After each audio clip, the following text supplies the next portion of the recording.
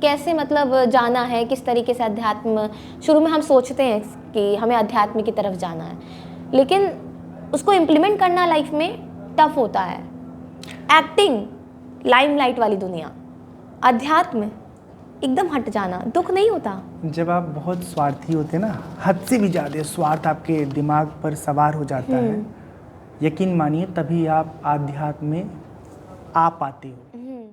जब आप किसी और के लिए सोचना बंद कर देते हो, केवल खुद के लिए सोचना शुरू करते हो, तब आपकी आध्यात्मिक जर्नी शुरू होती है। मैं बहुत स्वार्थी हो गया था, मैं अपने घर के बारे में नहीं सोचता था, माँ बाप के बारे में नहीं सोचता, लायबिलिटी जो मेरी थी बड़ा बेटा होने के नाते उस बारे में नहीं सोचता था। मुझे लगता था कि आज हम किसी भी तरह से खुद को फुलफिल कर लिए, एक ऐसी स्थिति में लेके चले गए जहाँ पर मैं खुश हूँ, तो फिर मैं जीवन में जो मेरे पास समय होगा ना उसके साथ मैं कुछ और भी कर सकता हूँ, कुछ और के लिए कर सकता हूँ। अभी हम दूसरों को खुश करने के लिए ना पैसा कमाते हैं, और पैसा तो आ जाता है, दूसरों को खुशी भी मिल जाती है, पर अपनी स्थिति क्या रहती है? छोड़ने का मन किया आपका जब आप अध्यात्म की शिक्षा ले रहे थे उस वक्त, युवा कि वापस लौट जाते हैं अपनी उस दिनचर्या में? हाँ, जब बहुत अनुशासन होता था ना आचार्य के द्वारा, जैसे मैं गुरुकुल में था जहाँ पर टीवी नहीं, न्यूज़पेपर नहीं, आप अपने मन से बाहर शॉपिंग के लिए नहीं जा सकते थे, वो अनुशासन बहुत कठिन था। यहाँ तक कि हमारे साथ गर्ल्स भी पढ़ती थी तो आप उनसे बात भी नहीं कर सकते थे। एक दिन हमने एक बात कर लिया, बस इतना पूछा आप कहाँ से हैं, हमें मालूम था कि वो हमारे शहर से हैं, जानती है। हाँ, वो हमें शहर वो हमारे आचार्य हमको घर बुलाए कमरे में, अपने कुटिया में, बोले आप यहाँ परिचय करने आए कि पढ़ाई करने आए? हम कहीं पढ़ाई करने आए। बोले चुपचाप पढ़ाई करिए, बाकी कुछ भी करेंगे तो आपको उठा के बाहर फेंक देंगे। हाँ, ऐसे बोले थे। अब भाई यहाँ जिस चीज़ के लिए आए वो चीज़ पाओ ना, बाकी तो पूरी ज़िंदगी में जो चाहते हो वो उसके लिए कोशिश करो। और हमारे अभी एजुकेशन सिस्टम यही नहीं है, हम पढ़ने स्कूल जाते हैं, पढ़ाई छोड़ के बाकी सब काम करते हैं। 1000 में से 2-4 बच्चे ईमानदारी से पढ़ते हैं, बाकी सब डिस्ट्रैक्शन में फंसे हुए हैं। मैं ये पूछना चाह रही थी कि माँ बाप के संपर्क में अभी भी हैं आप? हाँ, हैं, प्रॉपर बातचीत होती है? करिश्मा, इस बारे में बताऊँ आपको, मुझे लगता है हर साधु को चाहिए कि जब तक उसके माता पिता जीवित हैं उन्हें वो रिस्पेक्ट करे, उनसे वो बात करे, उनसे मुलाकात करे। अटैचमेंट माँ बाप से मिलने से नहीं होता है, अटैचमेंट और डिटैचमेंट दिल की स्थिति से होता है। बिल्कुल, आप भीड़ में सबके साथ तो मिल ही रहे हो ना, जैसे मान लो बड़े बड़े साधु, उनके पास इंडस्ट्रियलिस्ट आ रहे हैं ना, अभी एक से एक बड़े बड़े उद्योगपति, एक्ट्रेस और सेलिब्रिटीज़ महात्मा लोग पास आ रहे हैं उनके एरा में, उनसे बात करें, फोटो सेशन हो रहा है।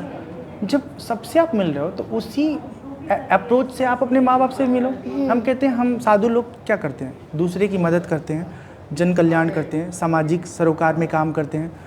तो अगर आपके माता पिता, मैं साधु हूँ या मैं साधक हूँ, मेरे माता पिता किसी तरह की परेशानी में है, चाहे फाइनेंशियल क्राइसिस है, चाहे कुछ भी है, तो आप हेल्प करेंगे? यस, करना चाहिए, मैं करता हूँ। बिल्कुल करना चाहिए। हाँ, मेरे पिताजी घर बनाए, जब मुझे मालूम चला तो मेरे पास जितनी सेविंग थी। घर क्या हुआ था? मेरे पापा ने शहर के अंदर घर बनाया। हाँ। तो जब मुझे मालूम चला तो मेरे पास जितनी सेविंग थी पापा को दे दिया? वो सब का सब दिया पापा को? हाँ, मतलब बहुत ज़्यादा नहीं था, वो करीब 12 लाख के आसपास था, तो मैंने पापा को दे दिया। फिर 0 से स्टार्ट हुआ, फिर 1 लाख रुपए हो गए। तो अच्छा, इतना ही नहीं, और भी बच्चे हैं मेरे संपर्क में, कहीं कोई सच में मेधावी है, पढ़ लिख रहा है, उसको स्कूल फीस देनी है या रूम रेंट देना है, नहीं उसके पास है, मुझे बोल दिया मैं दे देता हूँ, नॉन रिफंडेबल। आपको इनकम का स्रोत कहाँ से? कथा सुनाते हैं, कथा जो यूट्यूब में आपके 44,000 सब्सक्राइबर है, वहीं से आपको मतलब मोनेटाइज हो गया चैनल? यूट्यूब से नहीं पैसे आते, पैसे आते हैं जब आप हमें घर पे बुलाएंगे कथा करने, या फिर कहीं पर करते हैं तो वहाँ पर। हाँ, तो वो जो ऑर्गेनाइजर होते हैं वो हमको देते हैं। वो अच्छा, हाँ, इवेंट वगैरह में भी जाते होंगे जैसे होता है। जी, उसमें पैसे आ जाते हैं। अभी मैंने लखनऊ में कथा किया था नवंबर में, तो एक कथा में हमको मिला था 2.25 लाख रुपए 7 डेज के अंदर। अभी गोरखपुर में 7 दिन की कथा की तो 50,000 रुपये मिला। अभी रिसेंट हम चौरी चौरा में कथा करके आए तो मुझे एक कथा का मिला 20,000 रुपये, 25,000 रुपये दक्षिणा, 10 और करीब 15,000 रुपये चढ़ावा, तो 40,000 हो गया। मधुबनी में किया तो सिर्फ 20,000 रुपये मिला, कोई बात नहीं। हमने नवरात्रि में एक कथा किया, उन लोगों ने कहा 21,000 देंगे, आज तक उन्होंने दिया नहीं, कोई बात नहीं। तो जो सक्षम है वो देता है, जिसके पास नहीं है संसाधन, अगर वो नहीं दे पा रहे तो मुझे कोई कंप्लेन नहीं है। मैं कोई सेलिंग और बायर अप्रोच में नहीं हूँ। मुझे लगता है कि जो मैं कर सकता हूँ मैं कर रहा हूँ, मेरे भाग्य में जो होगा वो हमको मिलेगा। तो तो ये जैसे कि आजकल ये सोशल मीडिया है ना, काफ़ी डिस्ट्रैक्ट करता है। हाँ। तो डिस्ट्रैक्शन होता है काफ़ी सोशल मीडिया में। ऐसे में आप डिजिटल बाबा हैं, तो आपके सामने भी बहुत सारे रील्स स्क्रॉल होती है और आप हाँ। जैसे आप कहते हैं आप गृहस्थ जीवन जीना चाहते हैं, हाँ। आप शादी करना चाहते हैं, जी। मोह माया में अभी भी बंधे जी हैं। जी। तो ऐसे में कैसे आप अपने इस साधक वाले देखिए करिश्मा, चीज़ों जब को- आपके पास आध्यात्म का समझ होता है ना, तो आपके पास एक गोल होता है। आप एक पार्टनर क्यों चाहती हो, किस लिए चाहती हो? शांति के लिए, अपनी मेंटल शांति, जो मेंटल सपोर्ट सिस्टम के लिए। मेरे पास अभी साथी के मिल जाने के बाद कोई ऐसा ड्रीम नहीं है कि मैं कोई बिजनेस स्टार्टअप शुरू करूंगा, ये करूंगा, वो करूंगा। बस एक साथी चाहिए, एक साथी चाहिए जो मेरे सुख दुख में मेरा सपोर्ट करे।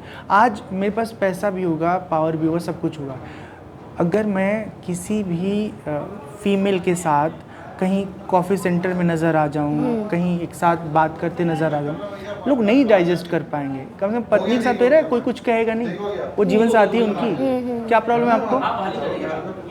और अभी अगर जीवन साथी नहीं है तो एक बात आप समझ लो, साइकोलॉजिकली एक पुरुष को एक महिला साथी चाहिए, मित्र के रूप में, माँ के रूप में, दोस्त के रूप में। माँ एक समय तक साथ देगी, बहन एक समय तक साथ देगी, दोस्त एक समय तक साथ देगी, उसके बाद कौन साथ देगा बताओ? साथ कोई नहीं, जीवन साथी है। हम लोग जिससे आप सोचते हैं ना चीज़ें बस खाली शेयर करोगे। शादी में एक बात बताओ, लोगों के दिमाग में फितूर है ना कि शादी मतलब फिजिकल रिलेशन, सेक्सुअल रिलेशन। ये शादी नहीं है। शादी वो है एक बैकबोन, जो आप जब इमोशनली ड्रेन्ड आउट हो तो वो है, आपने कंधा रखा, आप रो लिए। मैं समझ गया आपके बारे में।